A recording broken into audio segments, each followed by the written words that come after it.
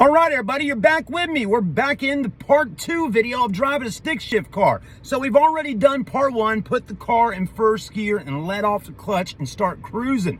Now, what do we do once we are moving like that? And let's say, again, we're practicing out in a big field or the school parking lot or out there somewhere where you got a lot of space. Once that car's rolling and your foot's off the clutch and you're in first and you're rolling, go ahead and take that left leg and push the clutch back in and take your hand and do this.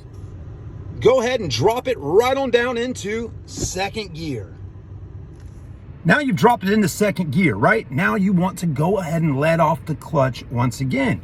And then it's pretty simple. You'll be cruising in second. When you're ready to go ahead and drop it into third gear and pick up a little more speed, go ahead and push that clutch in one more time, throw it into third. Now do remember, while you're doing some of this stuff, going into second, third, fourth, and fifth gears, if you want to get some speed, you're going to need to take that right leg right there and hit the gas pedal just a little bit to go ahead and practice and give yourself some fuel so this car can start puttering around and going a little faster.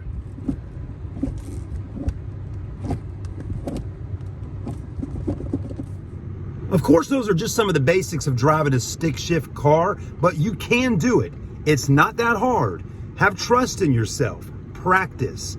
That's all you got to do, and you'll be driving a stick in just 20, 30 minutes. Really not that long. Oh, and by the way, if you happen to stall out while doing this, just start right on back over again. You'll get the hang of it, I promise. Later.